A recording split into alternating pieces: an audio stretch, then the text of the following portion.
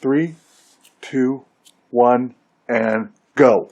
Hello, I'm Dennis Smith. I'm here to talk about my book, How to Commit Suicide. And besides the title, that might be a little deceiving to some people. It's really about how to reinvent yourself, kill off the old self that you don't like, and reinvent yourself to the type of person that you do like. Okay. Well, could you tell me a little bit about yourself? No, I don't like to talk about myself. Okay. All right. So, could you tell us a bit more about how the book, How to Commit Suicide?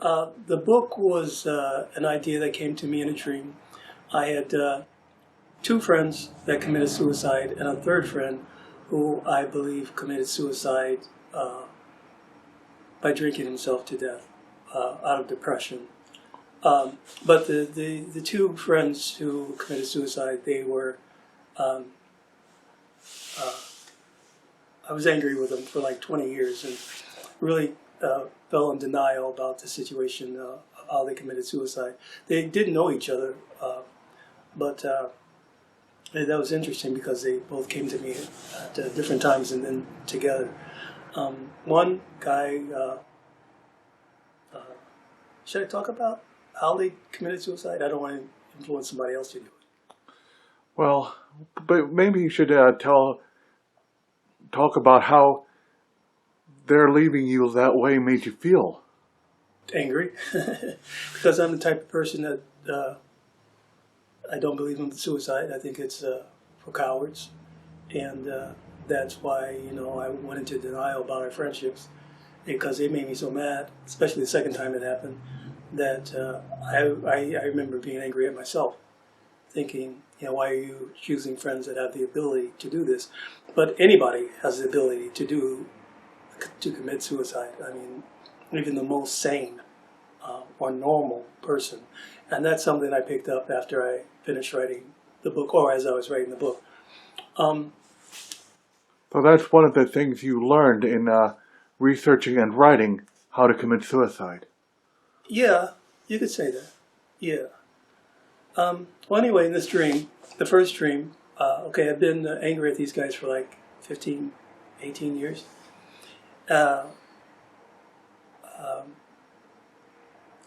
My friend Jay, who had committed suicide, and he shot himself in the face with his 2-year-old son upstairs, and shot himself in the basement. And I was just angry, and so all the other times when I tried to deny that his friendship, when it would come up as a conscious thought, I would just like, until he went away, or I'd blast the music up on the radio. AC/DC Highway to Hell was a good song to blast him out and forget thinking about him. But so he came up into my dream. And some people, a lot of people, when they have dreams, they say, like last night I had a crazy dream. But when I have a dream, I'm aware that I'm having a dream. I know it's to show me something, to tell me something, or to guide me in a way that I need to go. But, so he comes into my dream, and I say, why are you here? And he said, I want you to tell my story. And I said, well, isn't that, how would that work? When I'm the type of person that thinks that people who commit suicide are cowards. I said, you shot yourself in the face with your 2-year-old son upstairs asleep. Don't you think he needed you? I said, if you wanted to commit suicide, you could have reinvented yourself. And I said, do me a favor. Leave me alone. And I woke up angry, and I went to the bathroom, had a warm glass of water, and went to bed, and I went to sleep and start dreaming again. And I'll be damned, the other guy who committed suicide like 3 years later, Jeff, he came into my dream. And again, I said, why are you here? He said, we want you to tell our story. This time, Jay is behind Jeff. And Jeff was another good friend. And I said, well, how would that work? Just how would that work? When I'm the type of person who believes that people who commit suicide are cowards. And he folded his arms like this. And he said, Dennis, you have love. And I just thought of it more as an insult than anything. And I woke up, and the first thing I thought was, how can I stop them from doing this to me? And then there's a voice that said, Dennis, just do what they say. It's just like, how? This is crazy. And that was on a Sunday. Monday I went to work, and my boss started barking, oh, we got to work the wazoo. We need to get these orders out. We're backlogged, and everything was really busy. And I thought about what I said to Jay. If you wanted to commit suicide, you could have reinvented yourself. And that's an idea I came up with from the James Bond movies. James Bond, Robert Ludlum, Tom Clancy, all these spy. I love spy movies. I'm a big fan of reading Robert Ludlum. And I do think Matt Damon, who played Jason Bourne in the movies, did a great job. Okay, but anyway, I thought, wouldn't that be a good idea for a song? So I ran over, I'm a forklift driver. I ran over to the farthest part of the warehouse, and like really fast, I wrote this song down called "How to Commit Suicide." And I thought, is it just me, or is this a good song? And so I sang it into my recorder, and then I just forgot about it. I got on with the day. When I got home that night, I listened to it again, and I said, I really think this is a good song. And the theme of it was just like really what I was trying to get across to the guys that gave me my drink. And so I thought, good, they can stop bugging me, they can stop haunting me. Because I knew, I want to say, both of these guys, Jay and Jeff, I think, too, what made me angry about their suicides, they were both white males. Mm-hmm. Jay was in his late 20s. Jeff was in his early 30s. Blonde and blue. Great mechanical skills, great construction skills to can build a house from the ground. And they had such bright futures ahead of them. And I thought both of them were really smart. Mm-hmm. Both excellent guys, sociable, and so it's not like their lives were going nowhere. Yeah, Jay had he shot himself with his son upstairs. His mom had just helped him buy a house, and he had a new car, and he had a job that he said he liked, and it was like, wow, you're living your American dream, basically. So it's just like, and that's why I was just pissed. And I will tell you, the only time I got a clue that Jay, it wasn't even a clue that he was suicidal. When he got his house, he said, Dennis, I'm afraid of guns. That was it. And I thought, well, he had a legal battle to get his son back from his girl who was on drugs, and I thought, maybe he's afraid of, like an intruder, he might have to use his gun to protect his son or something like that. Well, not everybody likes guns, Yeah, I don't like guns. But I mean, I acknowledge. I'll tell you this much: I'd rather have a gun if I know somebody like a intruder is coming into my house, right? Than just 911. I'd like to have 911 with a gun in my hand, waiting for the cops to come and take care of it. But if they can't, and this guy is breaking into my house, right? Okay, I'll take the gun. It's like that. But So you think that might have been a clue that he might have been afraid of hurting himself? And I had no clue that he was even capable of. Like I say, Jay and Jeff, they're both among the most mentally strong people that I knew. So that's why, to be my friend, you have to have your act together. I mean, I'm not. I don't hang around with what I call weak heads. I just don't. It's just So that made their suicides all the more shocking when they happened. shocking and angry. You know, they made me angry, and in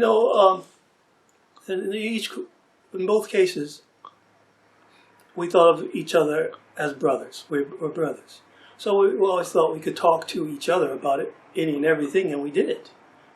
I thought they were going to be in my life forever, and I was going to be in their life forever, and in a way we are, but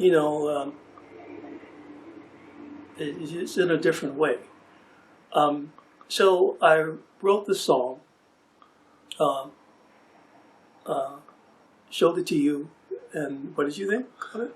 I thought it was beautiful. Yeah, I was, so you and my brother, Dr. Albert Smith, are like my two harshest critics. So then when you told me that, and my brother told me the same, I was like, okay, so I'm not delusional, and I thought I was be done. So I was writing a book about my mother, and a musical at the time, and I was going to take like 99 days vacation. I was going to take a week of 7 days, and I had the weekend, Saturday and Sunday, so that was going to be like 9 days.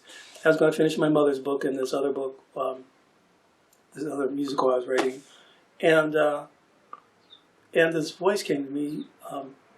Why don't you make a book out of how to commit suicide? Because the themes were so strong. And I thought, no, I'm going to finish my mother's book, and I'm going to finish this musical because they're like 85% done. And I had a dream again. This time it was my mother. And she said, Dennis, I know how much you want to finish my book, but you'll help a lot more people finishing this other book, How to Commit Suicide. And I thought, damn, I just didn't want to do that. I didn't want to write a book about it, period. I thought I was just done. Okay, so I'm thinking about Jeff, who's like this big hillbilly guy, 6'3", and he used to, when we were together and he used to screw up, he would like hug me, give me this big bear hug. And he said, Dennis, I know I screwed up.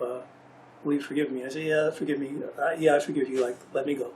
And I'd be like, oh, I'm really not feeling how that you really, really, really forgive me and that you take my apology.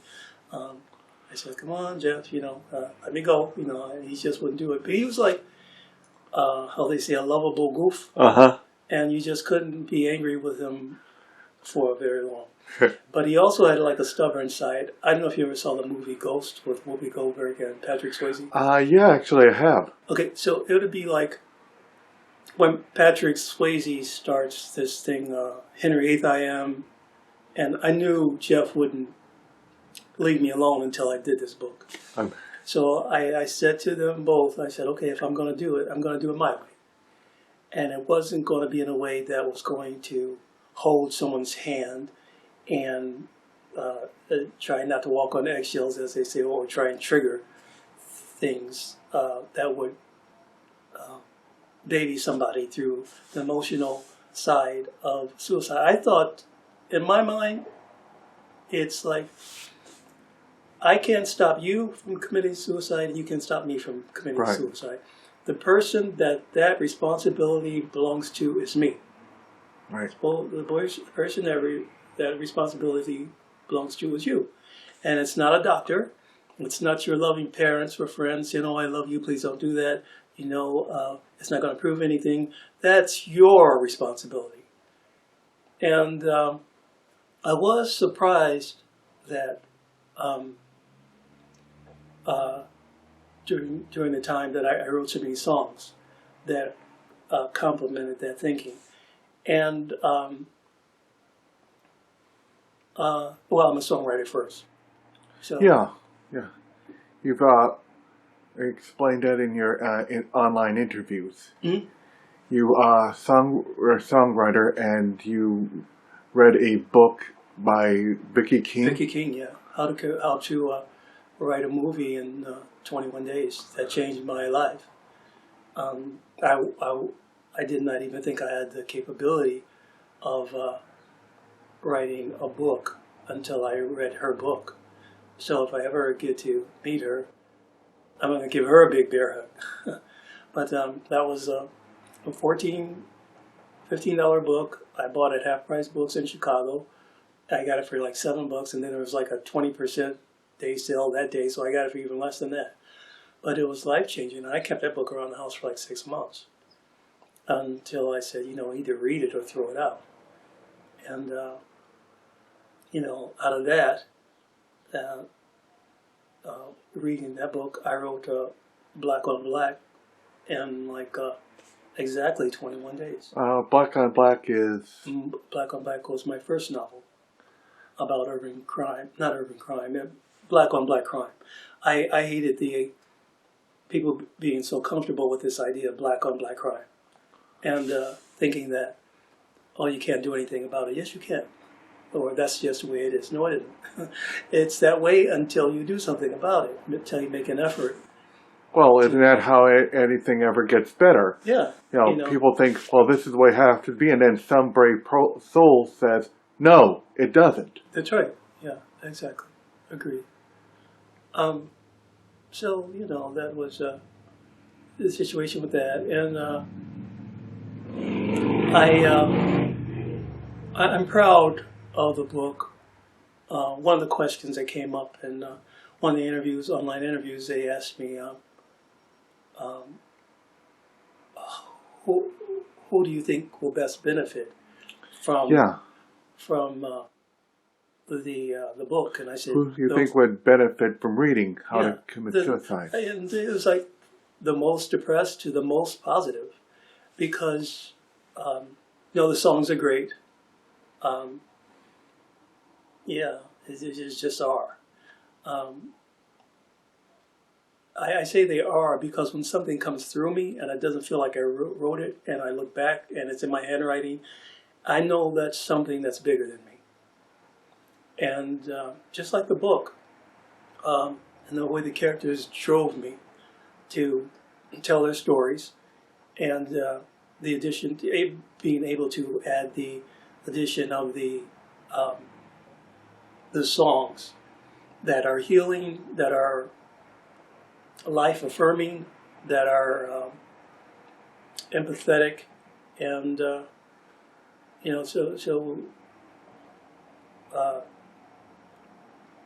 in that aspect, I do believe it can help people who are depressed, and I hope it moves. I know it will if they just read it or hear the songs, to families or friends who maybe still asking why, if a lot of people do know somebody who's committed suicide, or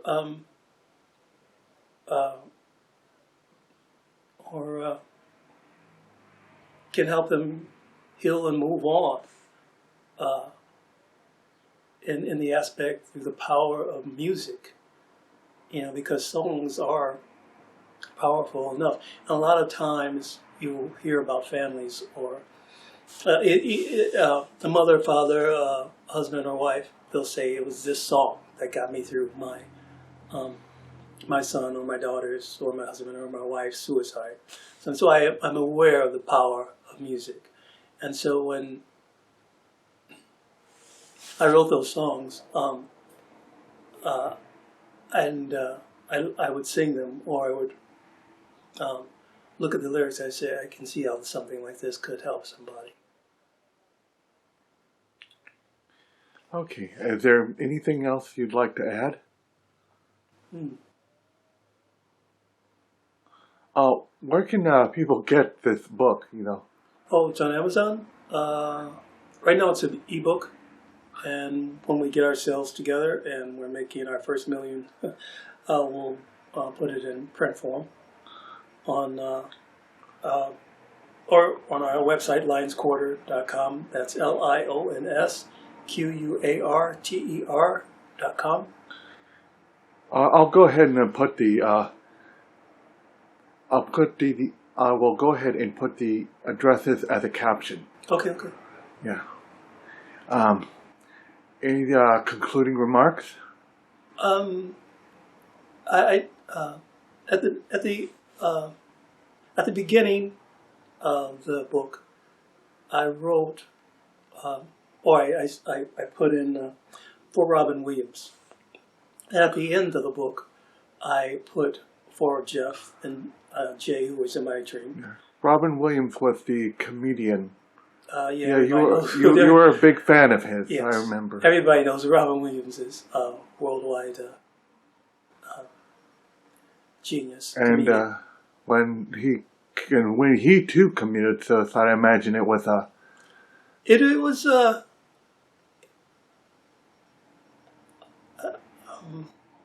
surprise? no, it made me think, okay, this is bigger than just a coward.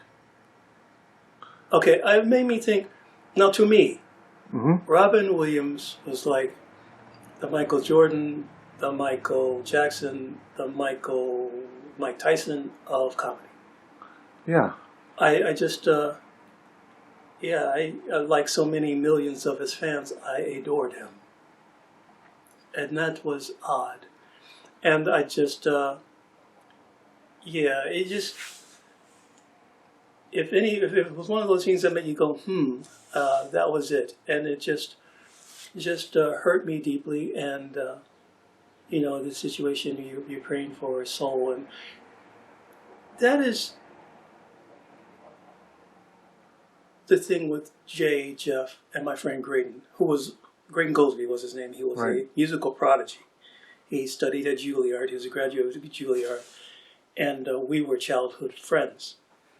And his mother died, and he lost it. And someone who never touched alcohol in his life, they found him in an abandoned building, frozen. And so to me, that was a type of suicide. And, he was in Ohio, a state away. And so, but if I'd have known he was in such a bad state, I'd have asked him to live with me. But Robin Williams, again, and then and that's why I try to put the elements of something that would reach the common person, the common man who doesn't want to think about suicide or thinks of people who commit suicide as cowards, or the type of person who will be like if you're on a bridge, jump, on top of a window, jump, I can't believe why. I can't imagine why people would actually do that. I mean, that's do just what? cruel. Say that? Yeah. Because they don't give a damn. They think you're weak. That is, I wouldn't tell somebody to jump if they were on a bridge. I wouldn't tell somebody to jump if they were on like a high-rise building. I wouldn't. My disposition would be like this in the prayer. Please, step back. Whatever has brought you to that place is not worth it. You see, my disposition, you make me very angry.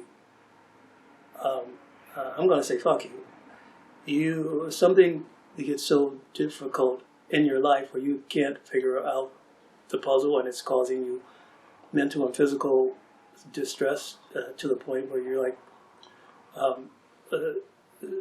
suicidal, like trying to work out a problem at a job, trying to make a relationship work with a man or a woman, trying to, some guys are going through a divorce or something like this, and say, fuck it.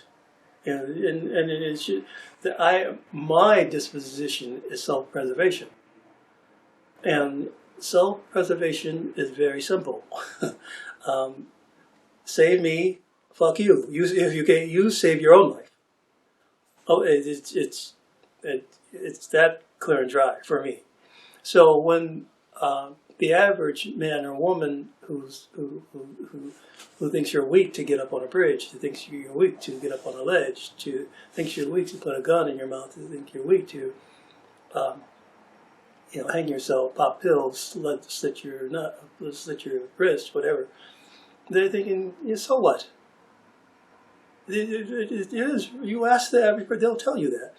They'll say, I'm working my ass off to keep a roof over my head, food in my body, the bills that have to come, the daily problems that I have to deal with my boss and my coworkers, and you want to kill yourself? Go ahead. And it's more, the disposition is more like survival of the fittest. And, well, like I said, with Robin Williams' situation, I've heard doctors say that it's more than just being depressed about something. There's a clinical situation, a chemical imbalance in the body that's contributing to this. And one of the situations they talked about was imposter syndrome? I was going to call it fraud syndrome, where people are just excellent or geniuses at their work and what they do, and they think they're a fraud. They think it's just luck. Besides the hard work that they did to get where they are, to achieve what they did, and they just, no matter how much you tell them you're a fucking genius, it's just oh no, and I'm just just waiting for. They can't stand the idea of someone finding them out as a fraud when that's the biggest lie that's running through their head, and they're really worthy of praise for all of the accolades or appreciation that the public throws at them, but they think they're a fraud. Oh my God, it's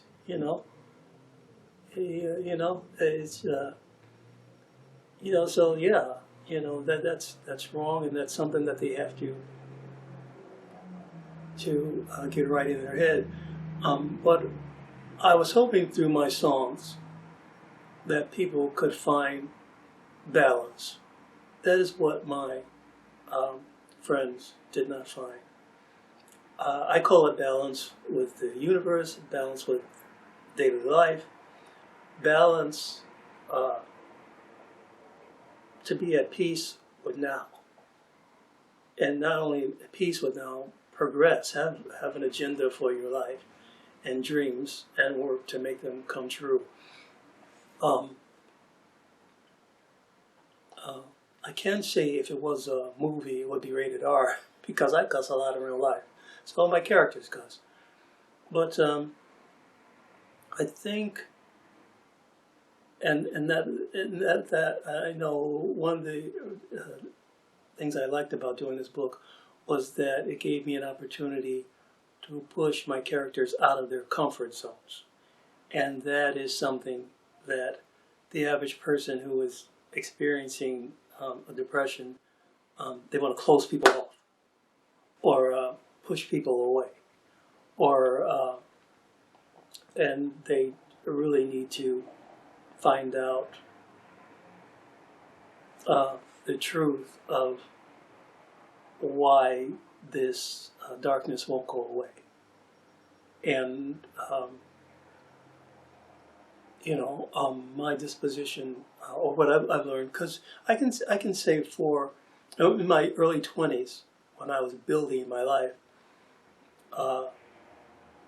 there was a time when I was depressed, but it was more like I just didn't have all the answers that I wanted, and my great life wasn't coming as I could. But when I planned for things, and they started coming true, it boosted my self-confidence and my ability to have an agenda, have goals, and make things happen. And that will always boost your self-confidence and self-respect of yourself and others.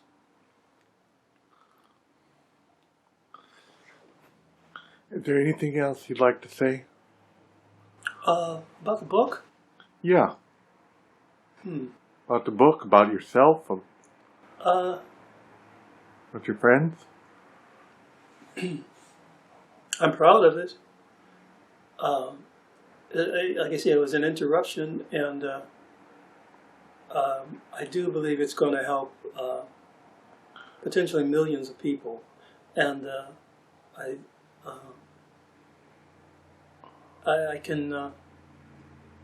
I can even see it becoming a classic in its disposition, because I looked online for different people who had committed or even tried to commit suicide, and it's just a new spin on it, or a new disposition on it. Even the way it became a reality.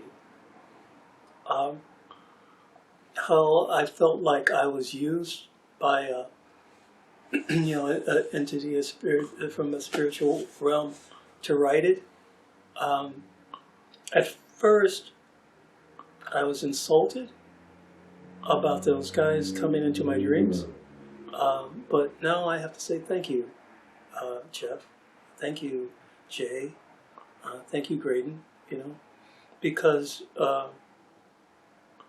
for you guys to feel like I was worthy enough to actually do justice to your story, as you said. Um, that is something that gives me great satisfaction now, and I suspect it will give me great satisfaction forever. Okay. What would you say to someone considering purchasing How to Commit Suicide? Well, right now it's only available as an ebook until we get money to take the Well, physically yeah, copy. people do read ebooks. Okay. What would I say to someone considering purchasing it? Don't get thrown off by the title. um, the title, because the phrase "how to commit suicide" is not in the lyrics of it at all, but the theme is it was strong. Even after I wrote it, I said, "What are you going to call this?" It doesn't have a chorus or a hook. And it is my disposition of how I wish my friends had committed suicide by reinventing their life and throwing away the old life that they didn't care for. And that's how the title came up, How to Commit Suicide. Well, thank you, Dennis. You're welcome, Mr. Harris. Thank you for taking the opportunity to tell us and tell the public who are waiting to hear from you. Yeah. Okay. And there's more to come.